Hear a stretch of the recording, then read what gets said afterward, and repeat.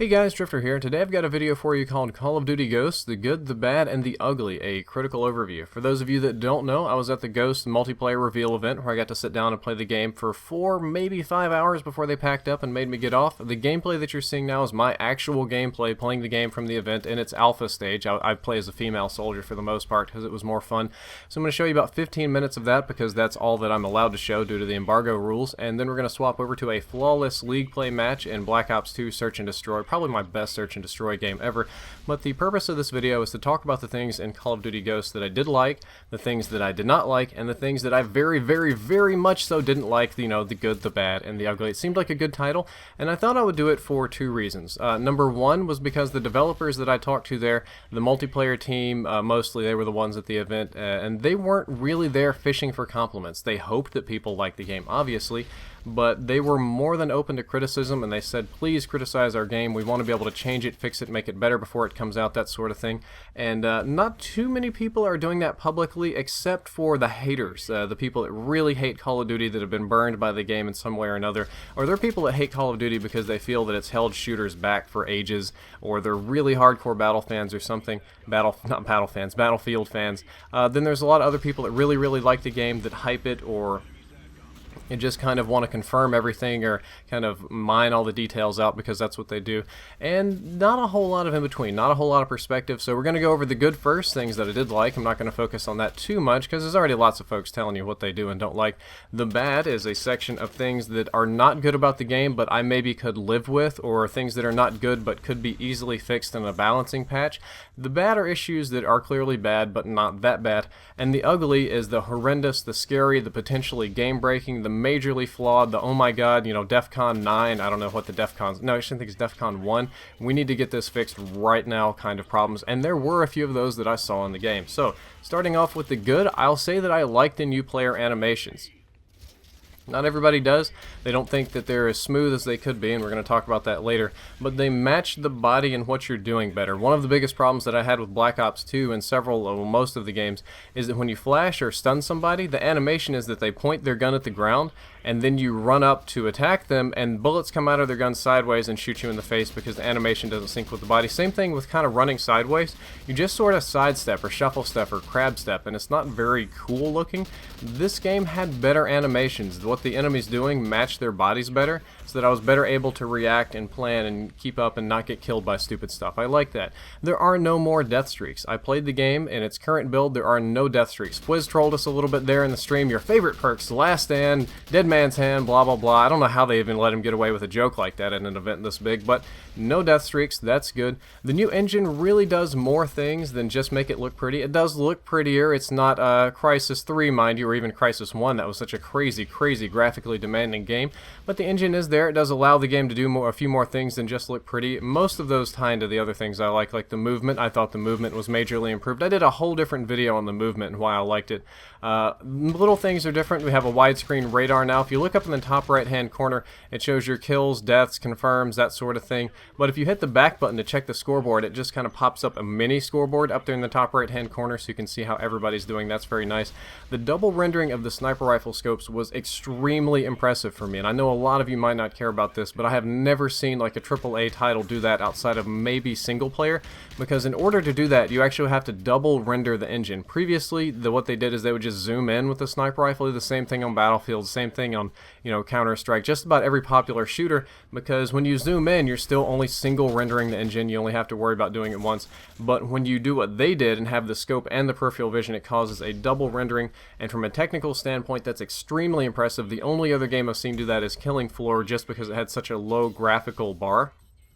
Quickscoping is still possible, but it's very different, and I'm going to put this in the good category, not personally for myself because I don't like quickscoping, but I know a lot of people do and they're really serious about it. This might be even more of a neutral category. You can still quickscope. It is harder to do, and it is very different to feel. All the people that are, you know, pro quickscopers now, they're going to have to relearn how to do it because with the new scope and engine and all that, it is quite different. The new perk system that they made works very well. I think they might have pulled this idea off Reddit somewhere, but the perks, instead of all being worth 1 point or you can only have so many, they're weighted. The really awesome perks cost 2, 3, 4 points, whatever. The less important ones only cost 1, so you can really weight the perks and balance them better and make people choose things and build more interesting classes. I think that's a good thing. The dynamic map elements make sense so far. So far they've been pretty good. It's not going to be like Red Faction or anything, or like Bad Company 2 where you can flatten the whole maps, but it works for Call of Duty. You can penetrate more objects. We no longer have those invincible bananas and bread baskets that people hide behind, and the maps are somewhere in between static and dynamic, like shooting the gas station here. They have dynamic elements that work, but they also have a sort of static feel so that they don't change radically, so that your buildings aren't getting flattened while you're in them, because in a game as small as Call of Duty, we destroy this whole map in like 5 minutes. It'd drive everybody crazy. They still have some...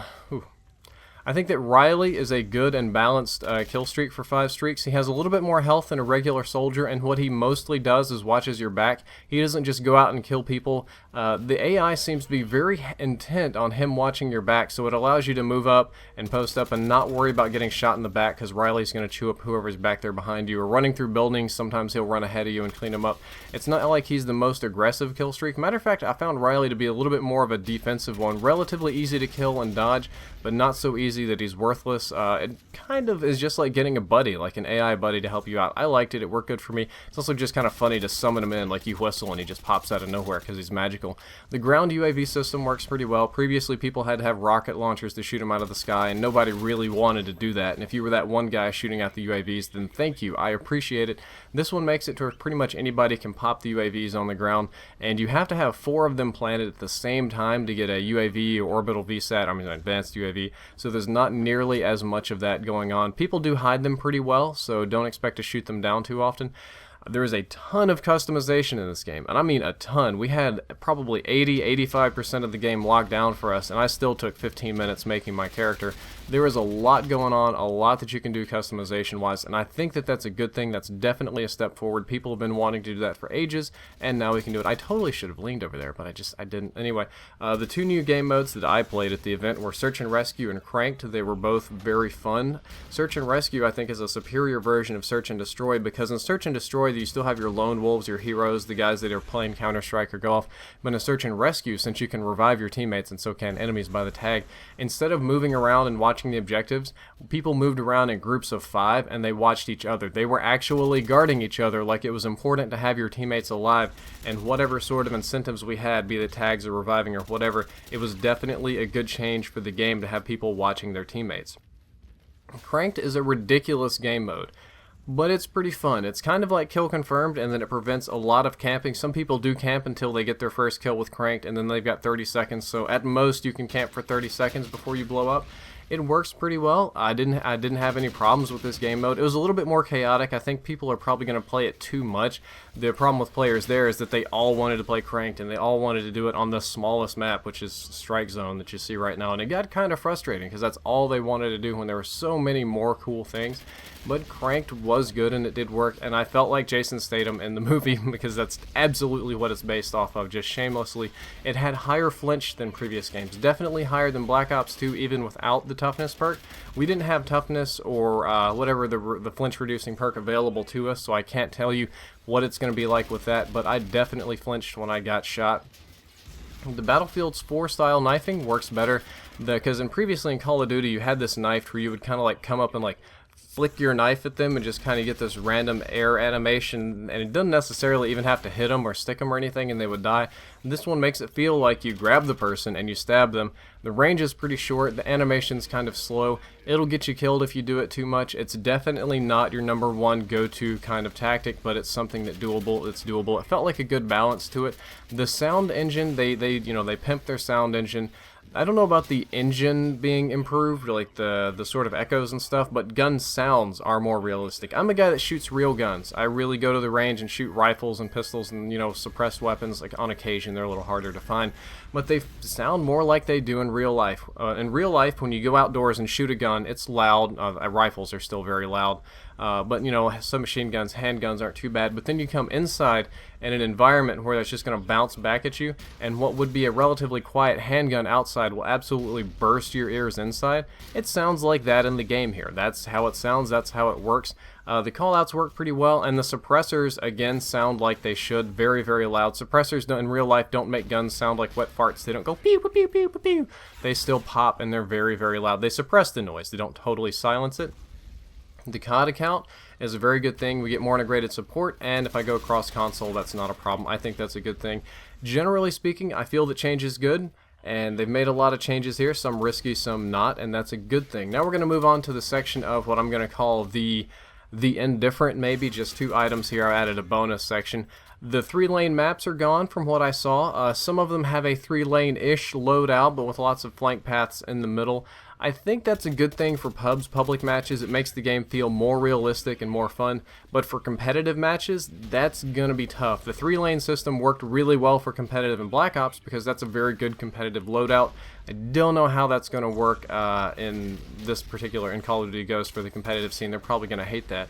The auto-aim on and auto-assist was kind of a heated debate. I talked to developers and they said that the version we played had aim assist and auto-aim, but we were on PCs, and the pros and some of the people, and my personal feeling was that for some reason we played with no aim assist and no auto-aim, which if that's the default setting, you guys are going to have to really relearn how to aim because it was really different feeling not to have those particular things. Now let's move into a section of the bad. I've talked about the good for a long time, and I said I wouldn't do that. I kind of did anyway. Let's talk about the bad stuff. And this particular build of the game, our kill cams were way off. What I saw on the kill cam absolutely did not match at all how I died.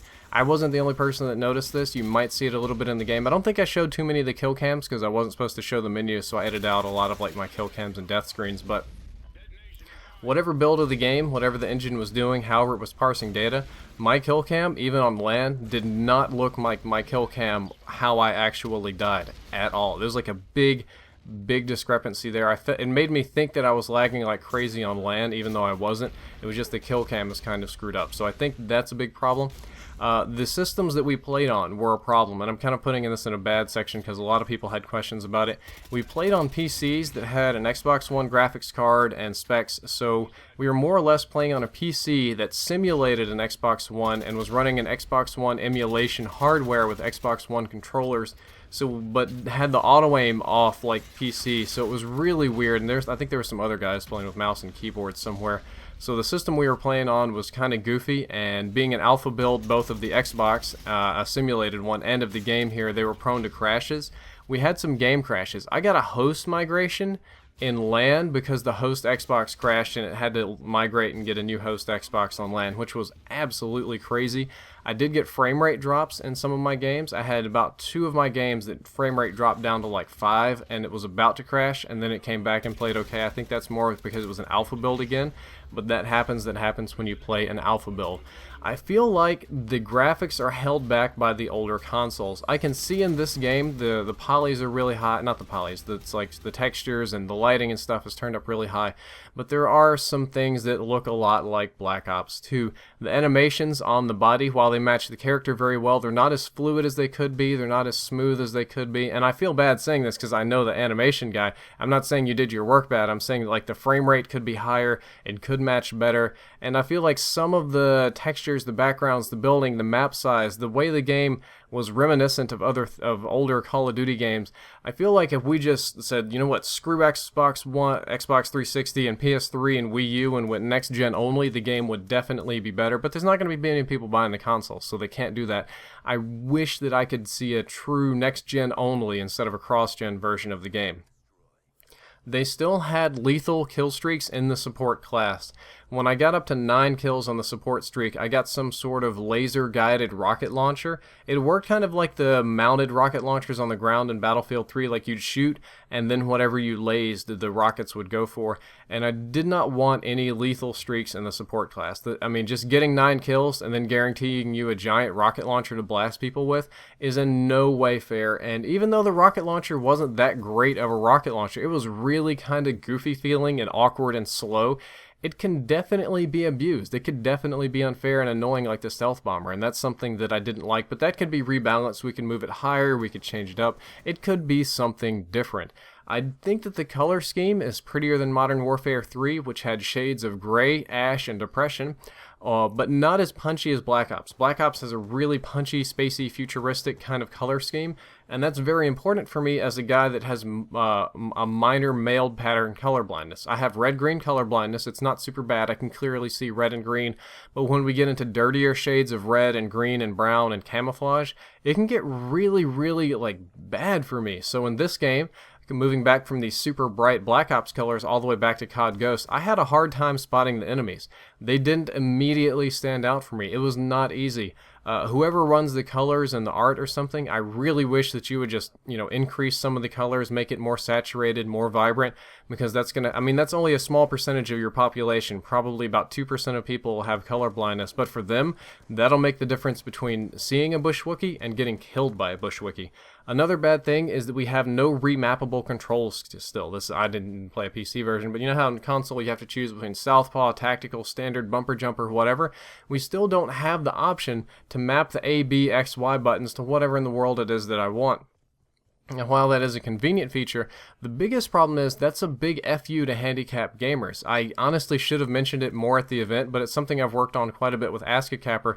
If you have some sort of paralysis, if you have muscular dystrophy, if you have an injury in your hand, if you're missing some fingers, there are people that still like to play console video games. They get custom controllers, they build their own crazy systems where they lean and bump buttons on the side of walls and stuff. But if you can't remap said buttons, you're still not able to play the game appropriately or as good as you could on PC. I really wish that we could just get remappable buttons on this game. That would be amazing. That would be the best thing ever, because then I could just change up all my controls and make it however it is that I wanted to do it, and the people that were handicapped would be able to play. While playing this, there was no use of the haptic feedback triggers or the Kinect, because I was playing on the Xbox One. I really didn't care about the feedback triggers, and to be honest, I was one of the guys that was against the Kinect. I didn't want to use it, I didn't want to be made to use it, but I'm going to put this in the bad section, and that I'm kind of glad that there's no Kinect features. But on the other side, I'm paying for the Xbox One, I'm getting the Kinect, I'm getting these other kind of features. It should do something. I mean, I'm paying for it, I can do something with it. I'll have an optional Kinect thing, maybe, right? I don't know. I think that the Juggernaut Maniac suit was a bit too powerful and had some drawbacks to it. It was kind of hard to kill the Juggernauts. They were really fast, they knifed you. Only Use Me Blade went on a godlike tear with this thing, and it's really annoying to play against. I'm going to say it had some drawbacks, and when you start the Juggernaut suit, you have to really commit to it. You don't regenerate your health, you can't drop it. All you have is a knife. That's it. You have your knife. You can't pick up guns. You can't do anything. So you really, really need to be ready for it. But on the flip side, it's annoying. It could be abused, and we might need some more balancing on that particular thing. It was not obvious which objects were lean friendly. I thought that I could lean on way more things than I could actually lean on, and I found myself derping, and then I would walk up to some cover or a wall or something and try to lean, and it didn't work. I don't know if that's this build of the game, but maybe it's my lack of familiarity. I didn't know what I could and couldn't lean on, and it got me killed a few times. Some sort of indicator or training or something would definitely help, because it wasn't particularly obvious. The only marksman rifle I got to use was not as good as I was expecting. It had more recoil than I thought. It was very powerful. It killed in one headshot just about any range, 2 body shots, but it kicked more. I think that might be a good balancing factor, but the perks that were available for it were pretty limited, and I had a hard time using it. I think if I had more attachments, more perks, something, it would be better, but as it was, I didn't particularly like it, and when I put it in 3 burst mode, it seemed to do less damage, which was very annoying. It just turned it into a regular assault rifle. Some perks are clearly much stronger than others, and their point values aren't that much higher, like the stealth perks that keep me off the radar.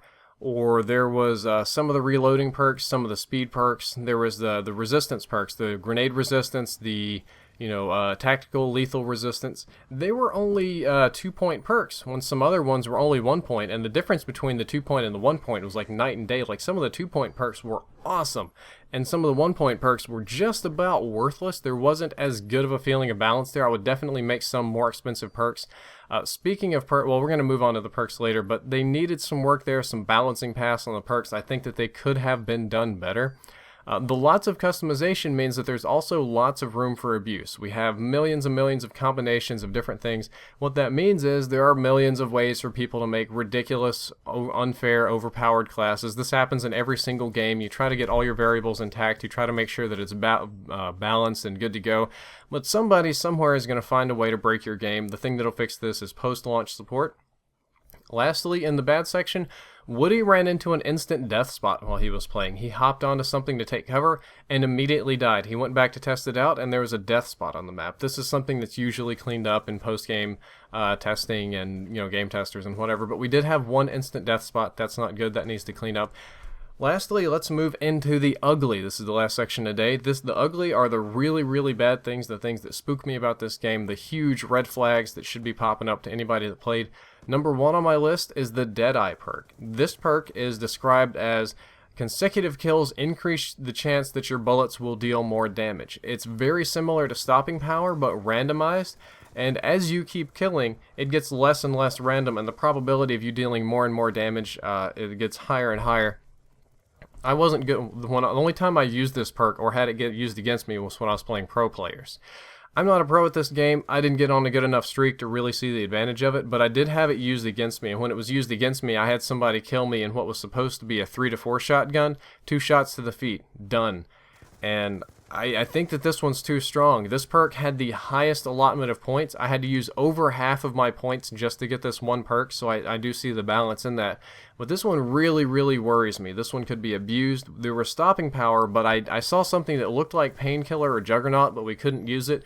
And I don't know if it's a balance, like if one will cancel the other or if not. But I think that this one gives too much reward for killing, and it's going to make the people that are killing and doing well too powerful and too hard to stop, and I think that we need a balancing pass on that pronto. Something that I didn't see on the event, but I did see on the internet, it looks like the Danger Close perk is back. I saw something on the list, and it looked like Danger Close, and even people on the internet was saying it's Danger Close and it's labeled. If Danger Close is back, we have a serious problem. Danger Close was what totally broke Modern Warfare 2, and we do not need it back at all. Next on the ugly list, the CoD app is being developed by Beachhead Studios. I personally am unfamiliar with Beachhead Studios. I tried to Google their work and didn't find a whole lot, which kind of concerns me. But I did talk to some people, and they were concerned about that. Other people said, I'm not going to give names, but they said Beachhead Studios are notorious for publishing late games that are broken, they're unreliable, they don't work. So people were kind of laughing that whatever the CoD app is probably going to come out late and not work. I tried to research and get like some data behind this, but I kind of couldn't. So right now it's a feeling. I've not got an optimistic feeling about it. But I hope that it's on time. I hope that it works great, but a lot of other people didn't seem to have that kind of optimism. In the ugly section, and this is going to be a weird one to have in the ugly section, is that I think that there are too many game modes and too many different things going on. What we see is we have like 20 plus game modes, and then we have a hardcore section, and then there's a clan wars section, and there's probably going to be some kind of league play that isn't even announced yet, and a replacement for Spec Ops. There are a lot of people playing Call of Duty, a whole lot of people playing Call of Duty, but even with numbers that big, I don't know if there's going to be enough people to have an active community in each one of these game modes. We see this in Black Ops 2, which has a large number of players, is that there are some game modes that only have about 400, 500 people, maybe 1,000, 2,000 playing at any given time, which for a game that big is very bad. It might be better to just slash some of these game modes and have less options so that each option that we do have has a big active community. I don't know the numbers behind it. I don't know the logistics. I don't know the work, but I see there's definitely going to be some game modes that absolutely nobody plays, and it's kind of the fault of the players. Like 85% of the people only play Team Deathmatch and nothing else, which is kind of sad considering we've got all these other cool things, but that's kind of how it goes. Lastly, on the ugly, we played an alpha build of this game. Alpha builds are not known for being stable or awesome or glitch-free. We ran into a ton of glitches. We had some recorded. I think that was one of the embargo things, that we couldn't show the glitches.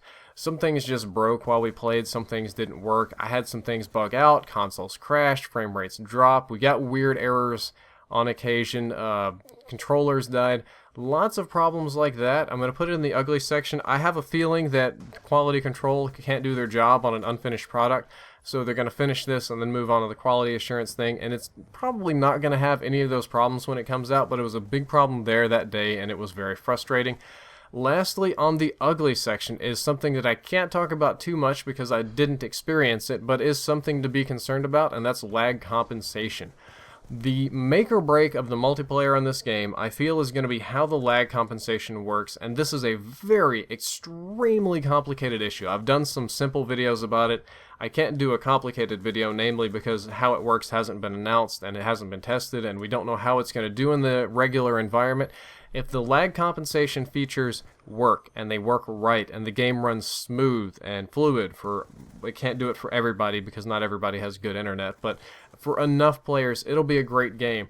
If they do something to this game to make it more laggy or more buggy, or what you see and what happened isn't consistent or doesn't feel the same, it's going to be a very, very bad thing. So there's a huge, I'm going to say the crux, the nexus of this game, the hanging point is going to be on lag compensation, and I hope it runs lag-free and it's smooth and it's normal.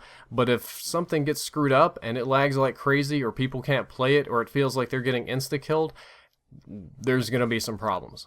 Well guys, that's all for the video. It was really long. I hope you stayed around. I hope you enjoyed it. I hope you enjoyed my good, bad, and ugly, and I hope that some of the developers watch the video and decide to change a few of these things. Drifter out.